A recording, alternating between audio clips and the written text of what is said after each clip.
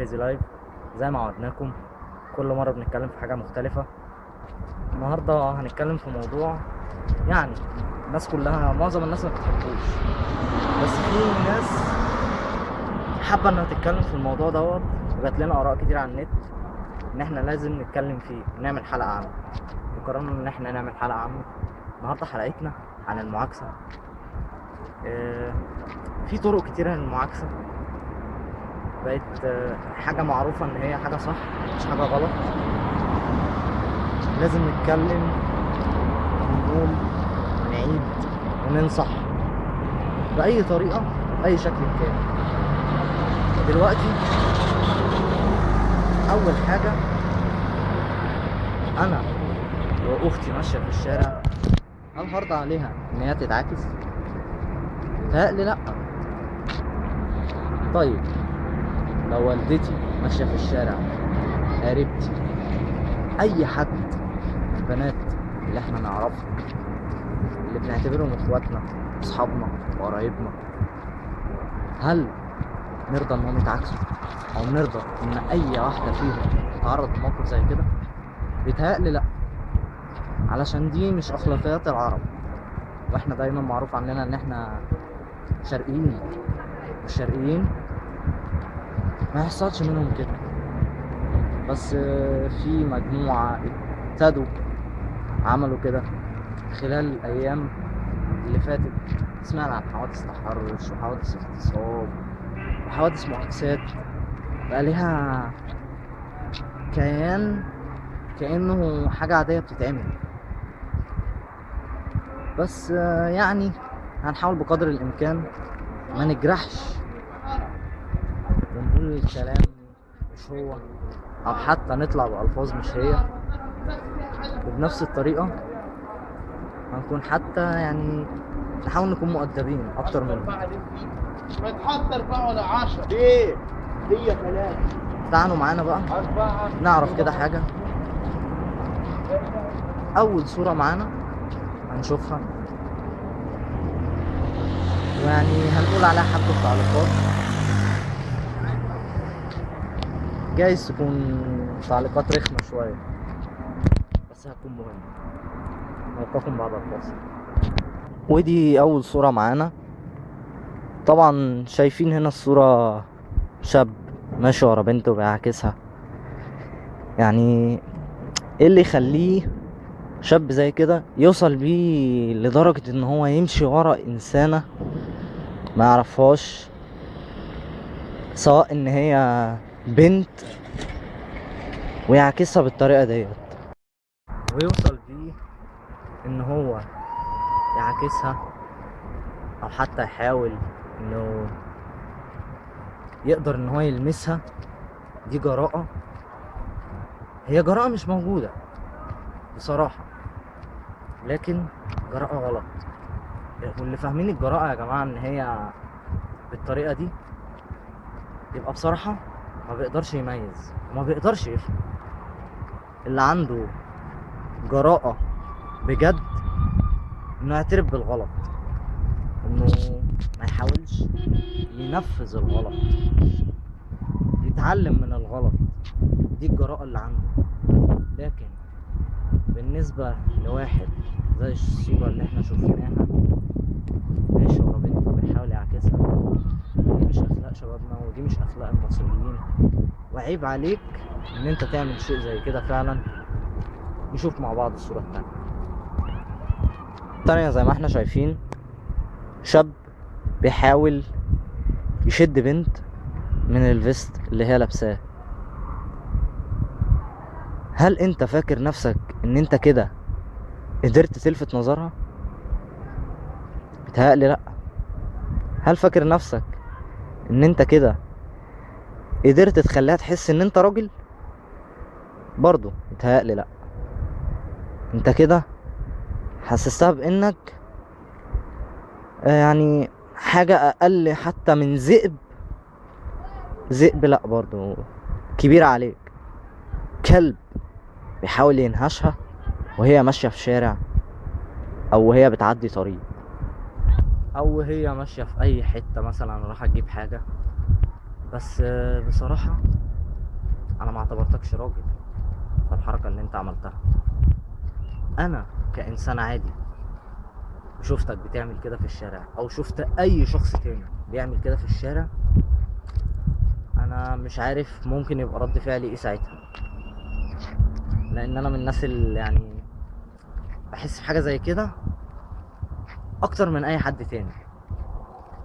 مش عشان حاجة، عشان انا شايفها في نظري شيء لا يمكن السكوت عنه. انت بيتهيألي كشخص بيحاول يشد بنت بالطريقة ديت بتبقى عايز، يعني عايز تعرف هي ايه. طب وانت ليه تحاول تعرف البنت دي؟ انت ايه اللي يهيألك في دماغك ان انت يعني يجيلك فكرة ان انت تحاول تلمس بنت انت ما تعرفهاش؟ بيتهيألي حاجة رخمة، صح؟ طب وبعد كده نيجي ونقول ايه اللي خلاك تعمل كده؟ هتقول لبس بنت. البنت حرة ان هي تلبس اللي هي عايزاه، لان انت ما تعرفهاش وملكش حق ان انت تتكلم معاها. هتقول في لبس بنات مستفز، معاك ان في لبس بنات مستفز، بس انت في بلد شرقي في 3 مستويات من الناس، ماشي؟ احنا كمستوى متوسط يعني ما عندناش بنت ممكن تلبس حاجة بالطريقة دي. انت في مستوى متوسط عمرك ما بتشوف اختك، والدتك، قريبتك بتلبس بالطريقة دي. في بقى المستوى الاعلى اللي هو قمة الهرم. قمة الهرم دول عايشين حياتهم لان هم اتولدوا حياتهم، ابهاتهم، امهاتهم، عائلاتهم كلها حياتهم فري، عادي، ما عندهمش مشاكل. هم بيعتبروا دي حرية رأي وحرية تفكير، واحنا ما نقدرش نلومهم على حاجة زي كده. ليه؟ لان برضو معظم الناس بيحاولوا يقلدوا، بيحاولوا يبقوا من الطبقة اللي في قمة الهرم. مفيش حد عايز يقتنع عند قمة الهرم الوسطى للناس وللشعب، ومش راضي ان هو يقتنع ان في ناس بتحاول تفهمه حاجات غلط، او هو بيشوف عن حاجات غلط، ماشي؟ الحاجات ديت يعني ممكن تكون هي اللي بتخليه يعمل شيء زي كده. وبصراحة اتفرجنا على اعلاميين كبار دلوقتي، نسمع رأي شخصية اعلامية كبيرة جدا ومحبوبة جدا، الأستاذة لميس الحديدي، نعرف رأيها. لكن خلونا قبل ما نبدأ ان انا اوريكم بعض المشاهد اللي النهارده كانت موجودة في الشارع. كان عندنا مشهد لواحد بيشنكل واحدة، ومشهد اخر بيتحرشوا بالنساء اللي واقفين في وقفة ضد التحرش. نشوف الاول معانا الفيديو بتاع اللي بيشنكل. بصوا بقى، خلونا من الاول.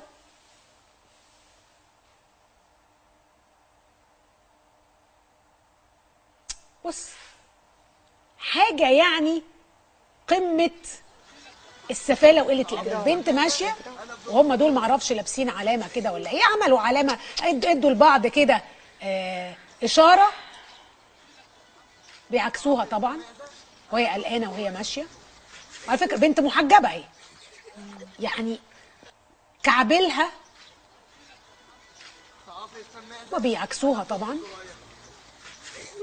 ادي بنت طبعا دي اكيد يعني ممكن يكون لها اصابات، بس غير الاصابات الرعب اللي هي فيه، الرعب اللي هي فيه من حبة الشباب الصيع دول. هي من البدايه خايفه، يعني هي خايفه طبعا، هي حتى مش قادره تمد، خايفه لو مدت الخطى دول يجروا وراها ينهشوها. هو احنا بناتنا مش هيقدروا يمشوا في الشارع؟ الفيديو طبعا بنوجهه لسياده النائب العام والشرطه ان هم يقبضوا على، والوجوه اهي باينه. وده فيديو موجود على كل المواقع. وادي المشهد، بنت محتشمه محجبه تعمل ايه يعني؟ تعمل ايه؟ تلبس ايه البنت المصريه عشان يتركها الشباب تمشي في الشارع؟ ادي اول مشهد. تاني مشهد بقى كان في وقفه احتجاجيه النهارده اعتقد قدام النقابه او في وسط البلد، أوبرا. في الاوبرا، قدام الاوبرا. و واحد قال لك لا مش عاجبه برضه، هيعاكسهم برضه، اتقبض عليه. ما احنا مش هنسكت يعني، دي وقفه ضد التحرش. كمان رايح تتجرأ، ادي الواد اتقبض عليه. كمان رايح تتجرأ، وكمان رايح تعاكس واحده واقفه في وقفه ضد التحرش. دكتوره مروه، هل لدينا احصاءات عن العنف ضد المراه في المصريه؟ نهاية حلقتنا يعني بنقول نصيحة بقى للشباب ولكل الناس اللي اتكلمنا عنهم، وللأساتذة الإعلاميين قبلية اتكلموا عنهم.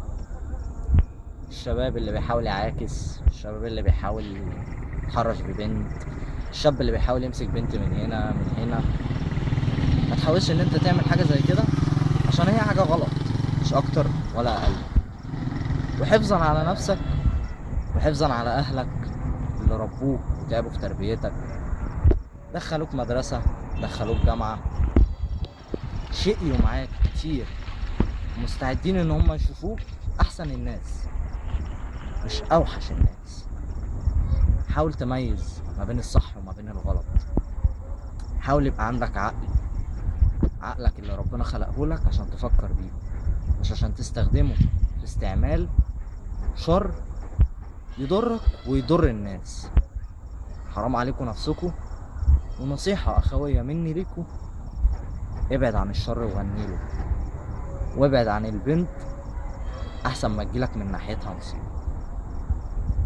وشكرا ليكم، ونتقابل مع بعض في حلقة جديدة من حلقات ذا كريزي مان.